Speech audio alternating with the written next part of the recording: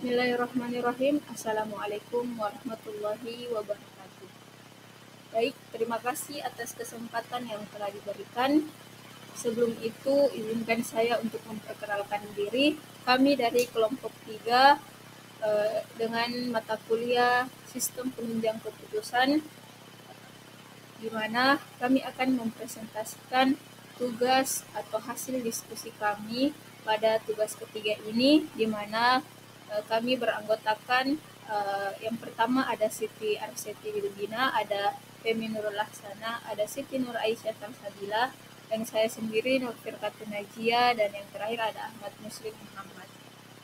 Baik, selanjutnya untuk tugas kali ini kami akan membahas tentang metodologi pendekatan dalam sistem penunjang keputusan.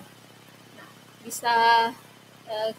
bisa dipahami bahwa untuk topik ini sangatlah penting dalam penunjang keputusan, di mana kita ketahui bahwa untuk di era digital yang penuh dengan data dan kompleksitas ini, pengambilan keputusan bukan lagi sekedar intuisi, tetapi memerlukan dukungan dari sistem dan maupun menganalisis berbagai faktor dengan cepat dan akurat. Nah, di sini poin-poin yang kami akan jelaskan, yang pertama yaitu ada pengenalan studi kasus, yang kedua pendekatan metodologi SPK yang digunakan, cara kerja SPK dalam studi kasus, dan yang terakhir ada kesimpulan. Untuk selanjutnya akan dijelaskan oleh rekan-rekan saya.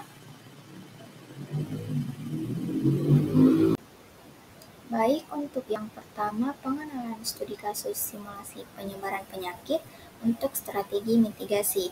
Saya mulai dengan memahami permasalahan utama dalam penyebaran penyakit menular seperti COVID-19, flu ataupun demam berdarah yang menjadi tantangan serius dalam sistem kesehatan masyarakat. Yang ketika terjadi lonjakan kasus, sistem kesehatan itu bisa menjadi kewalahan, apalagi jika pola penularannya itu sulit untuk diprediksi. Nah, untuk mengatasi masalah ini, kita bisa memanfaatkan sistem penunjang keputusan atau SPK. SPK ini bisa digunakan untuk mensimulasikan bagaimana suatu penyakit menyebar dan mengevaluasi strategi mitigasi seperti vaksinasi dan batasan mobilitas. Dengan begitu, kita bisa merancang respon kesehatan yang lebih optimal dan tepat sasaran dalam menghadapi wabah tersebut. Jadi, dengan adanya pendekatan basis data ini, kita bisa mengambil keputusan yang lebih cepat dan juga akurat, sehingga dampak dari wabah bisa ditekan semaksimal mungkin. Baik, di sini saya akan melanjutkan penjelasan yang telah dijelaskan oleh rekan saya sebelumnya. Di sini saya akan membahas sedikit mengenai pendekatan metodologi sistem penunjang keputusan yang digunakan. Nah, di sini metode yang digunakan bersifat kuantitatif, mengandalkan model matematis dan simulasi untuk memprediksi penularan dan mengevaluasi strategi mitigasi. Metode kuantitatif yang digunakan meliputi teknik seperti SEIR, yang dimana digunakan untuk memahami bagaimana penyakit menyebar dalam populasi dan memperkirakan kapan puncak infeksi terjadi. Selanjutnya ada simulasi Monte Carlo, digunakan untuk melihat rentang kemungkinan penyebaran penyakit dan membantu perencanaan skenario terburuk atau biasa disebut dengan worst case scenario. Dan yang terakhir ada agent-based model, di mana digunakan untuk memahami bagaimana interaksi sosial, mobilitas, dan kebijakan kesehatan memengaruhi penyebaran penyakit secara lebih realistis. Nah, dengan menggunakan pendekatan kuantitatif ini, sistem penunjang keputusan dapat membantu pemerintah dan institusi kesehatan dalam merancang kebijakan berbasis data, seperti menentukan strategi vaksinasi yang lebih efektif, mengoptimalkan alokasi sumber daya medis, serta memprediksi dampak kebijakan sebelum diterapkan. Nah, selanjutnya akan dijelaskan oleh rekan saya. Selanjutnya yaitu cara kerja sistem penunjang keputusan dalam studi kasus yang kami pilih, yaitu simulasi penyebaran penyakit. Ini bekerja dengan yang pertama yaitu mengumpulkan data epidemiologi seperti tingkat infeksinya, angka kesembuhan, tingkat kematian, serta kepadatan populasinya. Bisa juga memasukkan variabel lain seperti pola mobilitas masyarakat, tingkat vaksinasi, dan efektivitas protokol kesehatan. Selanjutnya, setelah mengumpulkan data dan mensimulasikan pola penyebaran dan mengevaluasi strategi mitigasi.